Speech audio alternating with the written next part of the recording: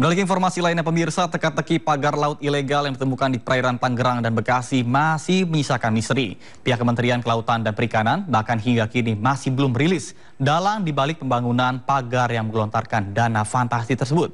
Lantas benarkah pagar laut ini murni dibangun swadaya untuk mencegah abrasi atau justru menjadi cikal bakal proyek reklamasi?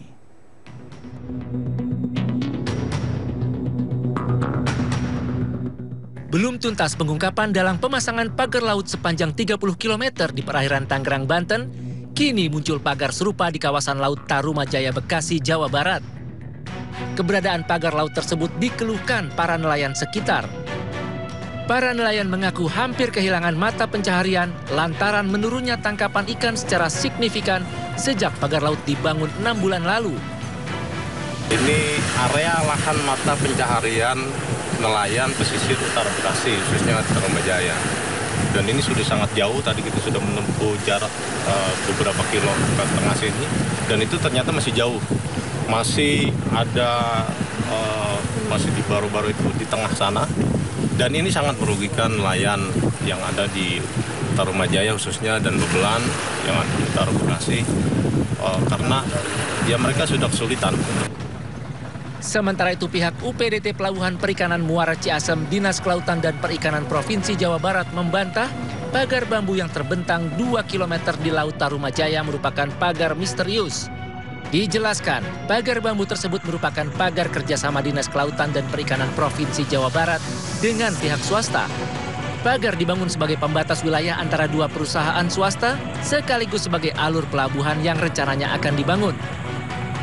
Jadi perlu kami sampaikan di sini bahwa di perairan Paljaya khususnya ada pembangunan alur pelabuhan. Di mana pembangunan alur pelabuhan ini merupakan tindak lanjut dari adanya perjanjian kerjasama antara pihak Pemprov Jabar dengan salah satu perusahaan yaitu PT Tunas Ruang Pelabuhan Nusantara atau TRPN. Di mana di dalam perjanjian kerjasamanya itu pihak TRPN menyanggupi di dalam penataan kawasan pelabuhan perikanan, yaitu di Satuan Pelayanan Pangkalan Pendaratan Ikan atau PPI Paljaya. Dinas Kelautan dan Perikanan juga mengklaim telah mensosialisasikan sarana pembangunan pelabuhan Nusantara kepada para nelayan. Menyikapi kisruh teka-teki pagar laut, Wakil Ketua DPR RI, Sufmi Dasko Ahmad menyebut DPR tengah melakukan pengecekan untuk mengetahui pihak yang bertanggung jawab atas pembangunan pagar laut misterius.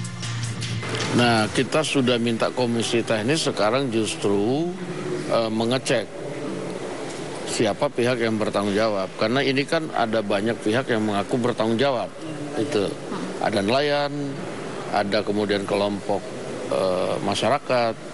Nah, sehingga kalau tadi mau dipanggil kita takut salah panggil. Nah, sehingga sekarang ini langkah yang dilakukan adalah melakukan pengecekan kepada berbagai pihak termasuk aparat penegak hukum untuk kemudian kita ingin tahu siapa yang ada di balik itu. Nah, kalau nanti sesudah masa sidang itu mungkin kita akan kirim komisi teknis untuk turun ke lapangan. Dasko juga menegaskan DPR akan memproses sampai ke aparat penegak hukum. Permasalahan pagar laut ilegal puluhan kilometer juga menyita perhatian Badan Keamanan Laut Republik Indonesia, Bakamla. Pihak Bakamla meyakini pengusutan pembangunan pagar laut dapat diselesaikan oleh Kementerian Kelautan dan Perikanan tanpa melibatkan kementerian dan lembaga lain. Kepala Bakamla menyebut pihaknya tidak memiliki kewenangan dalam undang-undang untuk ikut membantu Kementerian Kelautan dan Perikanan guna menuntaskan permasalahan pagar laut tersebut. Mudah-mudahan ini ada titik terang lah. Memang harusnya berprinsip, yang perlu dibangun dulu itu nelayannya. Masyarakat pesisirnya dulu mau bangun apa terserah deh. Ya, itu yang kalau saya pribadi berprinsip seperti itu. Dan sudah saya surahkan kemana-mana itu. Bereskan dulu masyarakatnya. Sepanjang 30,16 km yang ada di perairan Kabupaten Tangerang, Banten. Meski demikian, pagar misterius di Laut Utara Kabupaten Tangerang, Banten masih membentang di perairan.